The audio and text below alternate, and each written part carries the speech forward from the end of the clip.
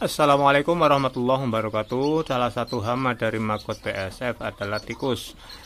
Kadang itu merusaknya sangat parah sekali dan sangat mengganggu populasi, bahkan bisa menjadi putus siklus di maggot BSF. Bagaimana cara mengatasinya? Ikuti videonya sampai selesai.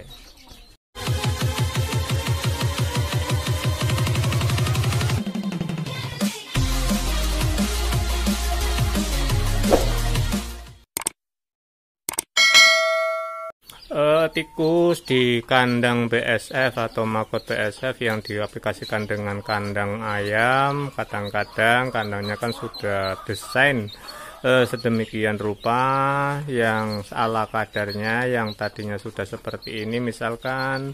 Nah, ini sangat rawan sekali namanya tikus. Apalagi kayak tempat kita ini adalah dekat kali dan pohon bambu di bawahnya.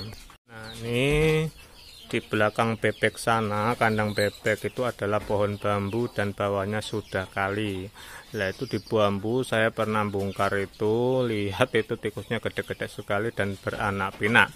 Yang awalnya mungkin tidak ada tikus dan lama-kelamaan itu banyak sekali tikus yang mengganggu maggot-maggot kita dan memakan maggot-maggot kita hingga habis, bahkan yang masih dalam penetasan pun dirusak oleh namanya den bagus tikus.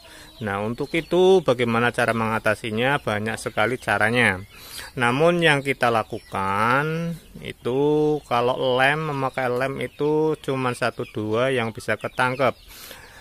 Saya menggunakan obat itu, ini kita lihat. Obat yang kita gunakan adalah sejenis seperti ini. Ini tidak perlu dicampur dengan pakan. Namanya apa?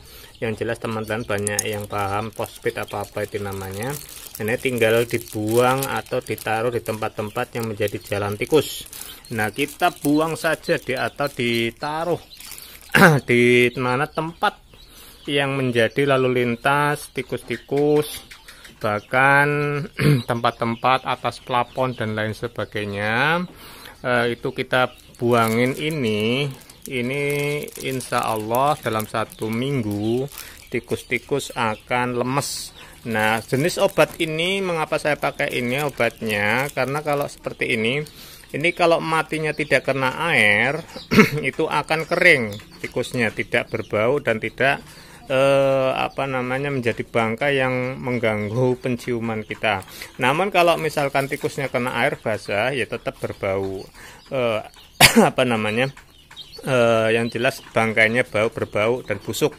Namun kalau misalkan dia kering matinya, dan dia tidak mau di atas, biasanya matinya itu, tapi kadang di atas juga turun ke bawah, toh walaupun di atas dia akan kering matinya. Mengecil akhirnya kering dan tidak berbau. Mengapa saya pakai ini?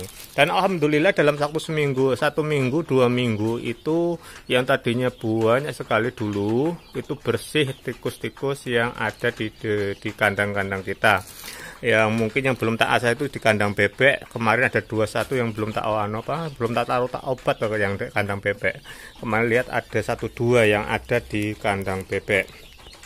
Kayak kandang kita ini yang kandang pertama, ini dulu juga tikusnya banyak, yang di atasnya dirusak oleh tikus, dan saya taruh saja di pojok di atas sana, di bawah kita taruh obat tadi, fosfat tadi, dan alhamdulillah sekarang bersih, tidak ada tikusnya lagi.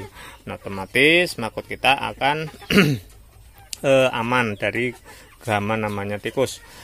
Namun kalau kita tidak bisa mengatasi, bingung bagaimana cara mengatasi tikus ini, dan akhirnya ya merusak maggot-maggot kita. Ini kandang bebek ini yang masih ada 1-2 tikusnya. Nah, itu kan pohon bambu itu di tempat beranak pinak, dan itu luar biasa kayak tikus got, gede-gedenya tikusnya. Dan kemarin saya lihat ada 1-2 yang di atas kandang yang belum saya obat, karena belum tak taruhin obat di sini. Mungkin tak kasih tempat wadah obatnya dengan besek atau apa di atas, karena takutnya nanti kalau cuma tak taruh saja jatuh di bawahnya itu banyak maggot, nanti malah maggotnya yang kena racun.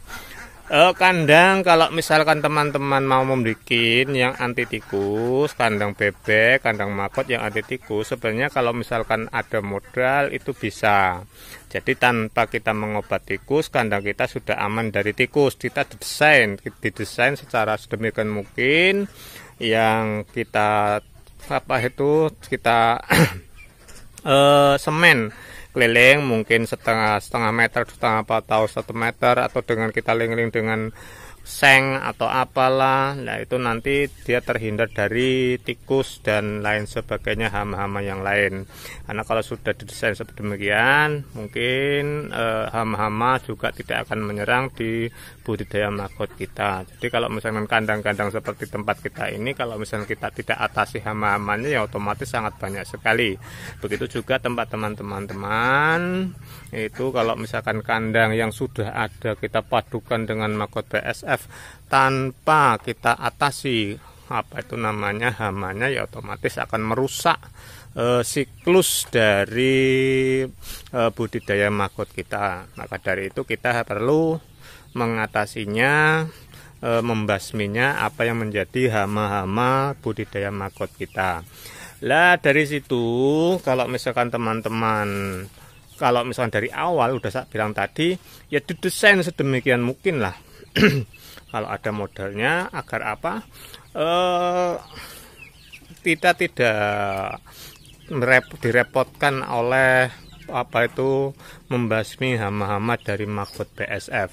Nah, seperti kandang-kandang lalat seperti ini, bagaimana dari terhindar dari hama-hama, itu juga kalau didesain dari awal itu juga tidak terhindar dari hama-hama semut, hama-hama tikus dan lain sebagainya. Begitu juga kandang pupa juga kalau misalkan tidak didesain sedemikian, otomatis hamanya juga banyak seperti tikus, coro. Bahkan di teman-teman kita itu ada yang kandang pupanya gedenya luar biasa, yang ternyata dalamnya itu banyak coronya yang mengakibatkan mati pupanya patah dan lain sebagainya.